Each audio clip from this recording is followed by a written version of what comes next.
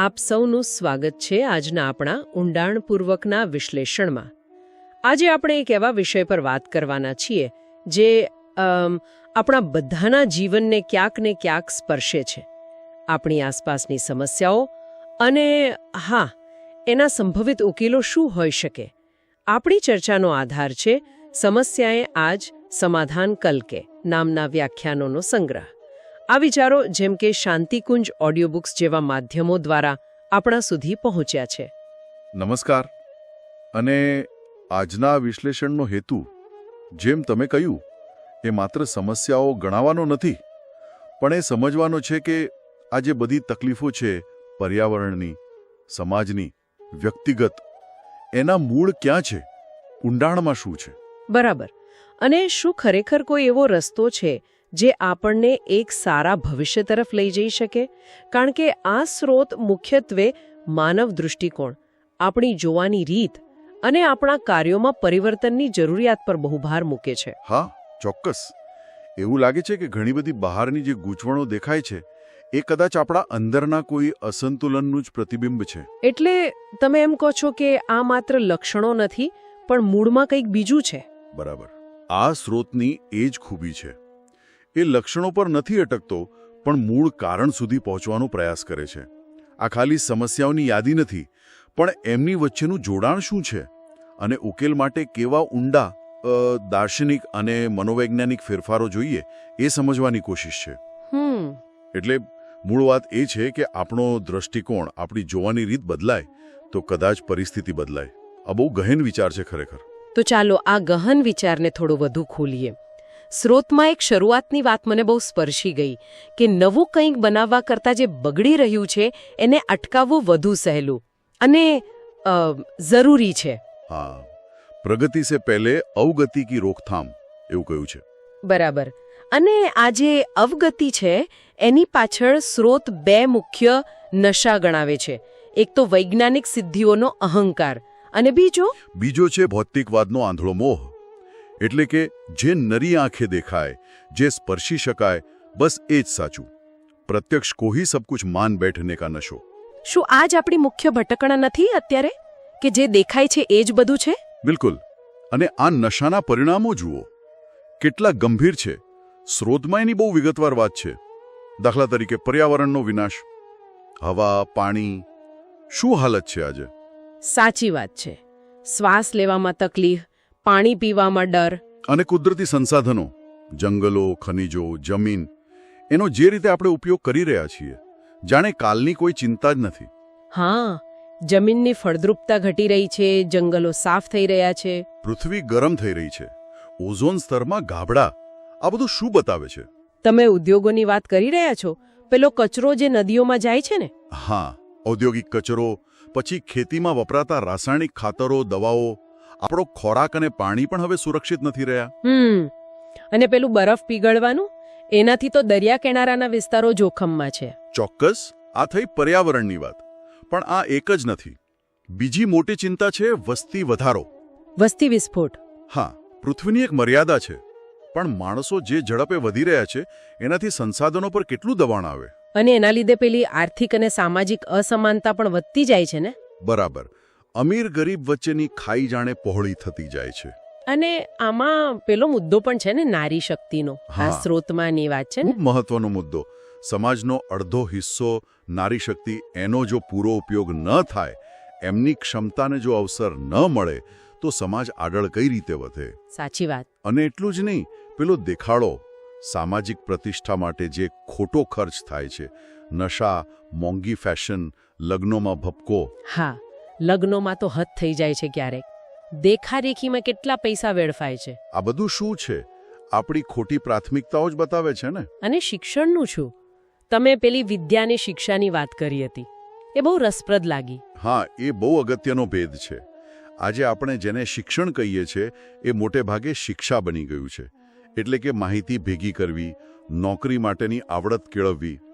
પણ સાચી વિદ્યા, જે ચારિત્ર્ય બનાવે, નૈતિકતા શીખવે, અંદરની શક્તિઓને જગાડે, એ ક્યાંક પાછળ રહી ગઈ છે. આ ખરેખર ચિંતાની વાત છે. મતલબ કે આપણે ભણેલા તો છીએ, પણ વિદ્યાવાન કેટલા છે આપણી આસપાસ? કારખાનાનો ધુમાડો, પાણીમાં કેમિકલ, ખોરાકમાં જંતુનાશકો કોલસો, પેટ્રોલ જે રીતે વપરાય છે ભવિષ્યનું શું? અને સારી ફળદ્રુપ જમીન પર મકાનો ને ફેક્ટરીઓ બની રહ્યા છે. લગ્નોના ખર્ચાઓ લોકોને દેવાદાર બનાવી દે છે. આ બધું જોડાયેલું છે.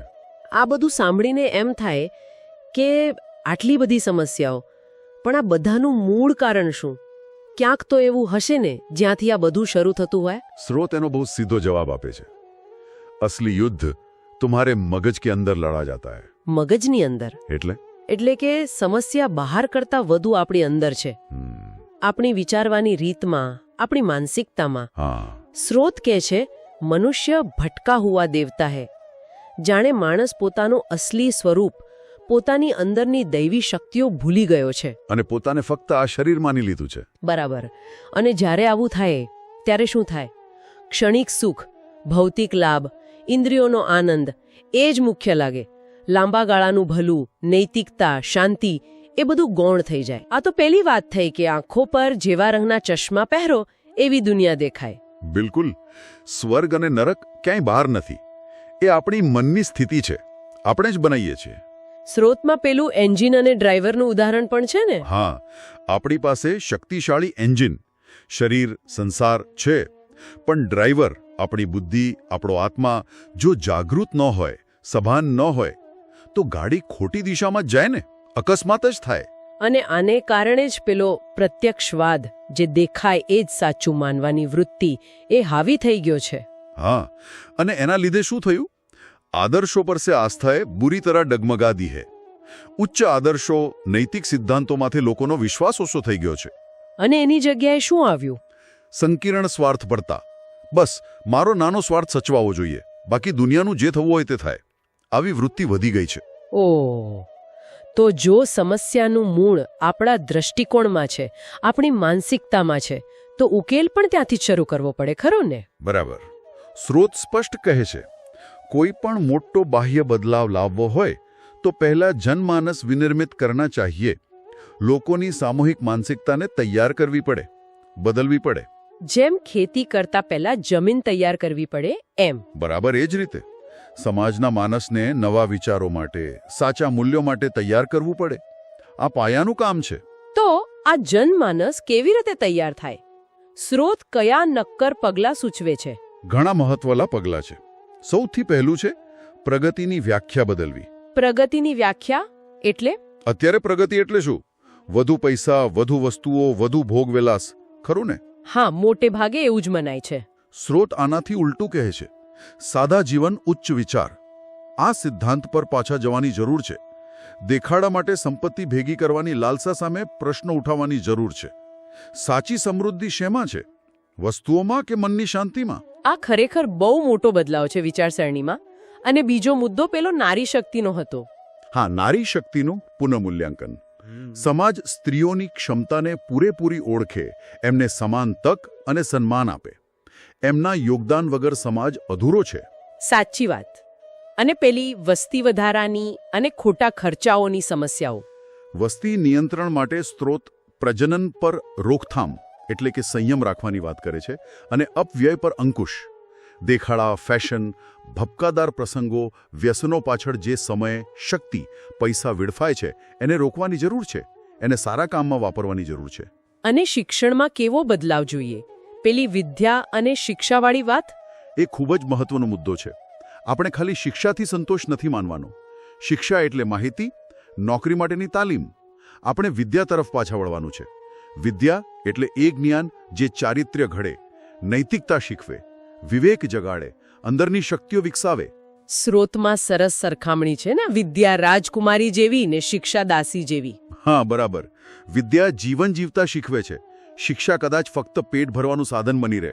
આ ઉપરાંત વિકેન્દ્રીકરણ, સહકાર, સેવા એવા મુદ્દા પણ હતા.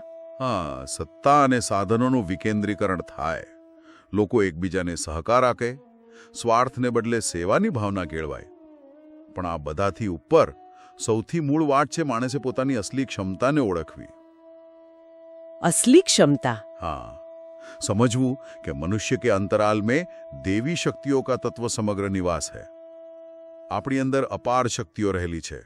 આપણે જે પોતાને ભટકેલા દેવતા જેવા માનીએ છીએ ત્યાંથી ઉપર ઉઠીને આપણા નારાયણ સ્વરૂપને ઓળખવાનું છે અને એ પ્રમાણે જીવવાનું છે. નરથી નારાયણ બનવાની યાત્રા. વાહ, આ તો ખૂબ જ ઊંચી વાત છે. પણ આ બધું ખાલી વાતો કરવાથી થશે કે પછી? ના, બિલકુલ નહીં. સ્રોત સ્પષ્ટ કહે છે આ માટે 2 વસ્તુ જરૂરી છે. એક, આત્મપરિષ્કાર. આત્મપરિષ્કાર એટલે કે પોતાનું શુદ્ધિકરણ. હા, પોતાના મન, વિચારો, આદતો, ખોટી માન્યતાઓ એના પર કામ કરવું, એને શુદ્ધ કરવું. અને બીજું, સત્પ્રવૃત્તિઓ કા સંવર્ધન એટલે કે સમાજમાં સારા વિચારો, સારા કામો, સારા મૂલ્યો એનો ફેલાવો કરવો. મતલબ અંદરનો બદલાવ અને બહારનું સારું કામ બંને સાથે ચાલવું જોઈએ. બરાબર. આ બંને એકબીજા વગર અધૂરા છે. આંતરિક શુદ્ધિ વગર બાહ્ય પરિવર્તન ટકે નહીં અને સારા કામમાં જોડાઓ, નહીં તો આંતરિક શુદ્ધિ પણ પૂરી ન થાય. તો આખી ચર્ચાનો સાર કાઢીએ તો સમસ્યાએ આજ કી સમાધાન કલકેનો મુખ્ય સંદેશ એ છે કે આપણી અત્યારની મુશ્કેલીઓનું મૂળ આપણી ભૌતિકવાદી સાંકડી વિચારસરણીમાં છે. હા, જેમાં આપણે આપણી અંદરની શક્તિ અને સાચા મૂલ્યોને ભૂલી ગયા છીએ. અને ઉકેલ કોઈ બહારની ટેકનોલોજી કે સિસ્ટમમાં એટલો નથી જેટલો આપણા પોતાના વિચારોમાં, દૃષ્ટિકોણમાં મૂળભૂત પરિવર્તન લાવવામાં છે, જેને વિચાર પરિવર્તન કહ્યું. બરાબર. સાદગી, સહકાર, સાચી વિદ્યા, આત્મશુદ્ધિ, આ સિદ્ધાંતો અપનાવવામાં ઉકેલ છે. અને આટલી બધી ગંભીર સમસ્યાઓની વાત કર્યા પછી પણ સ્રોત નિરાશ નથી થતો, એ આશા રાખે છે. હા, જબરદસ્ત આશાવાદ છે. સ્રોત માને છે કે પરિવર્તન શક્ય છે, એટલું જ નહીં અનિવાર્ય છે. એને યુગ પરિવર્તન કે મહાક્રાંતિ પણ કહ્યું છે. યુગ પરિવર્તન. અને આ પરિવર્તન કોઈ 1-2 જણના પ્રયાસથી નહીં, પણ એક ઉચ્ચ ચેતના, એક સામૂહિક ઈચ્છાશક્તિ, જેને મહાકાલ કા સંકલ્પ કહ્યું છે, એનાથી આવશે. જેમ રાત પછી સવાર આવે એમ. બરાબર. જેમ ઘોર અંધારી રાત પછી બ્રહ્મ મુહૂર્ત આવે, પરોઢનું અજવાળું આવે, એમાં સંકટના સમય પછી એક નવા સારા યુગનો ઉદય નક્કી છે. આ સાંભળીને ખરેખર હિંમત આવે છે.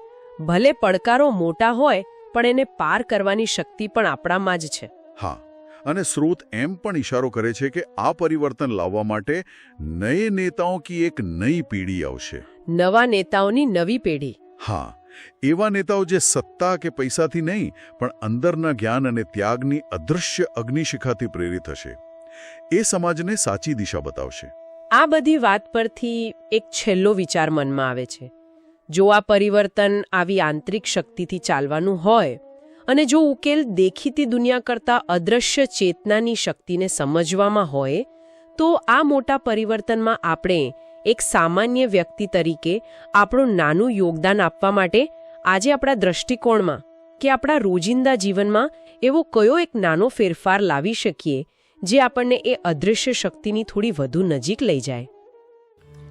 શાંતિકુંજ વિડિયો ગુજરાતી યુટ્યુબ ચેનલને સબસ્ક્રાઇબ કરો તથા બાકીના વિડિયોઝનો લાભ લેવા માટે બેલ આઇકન જરૂર દબાવો.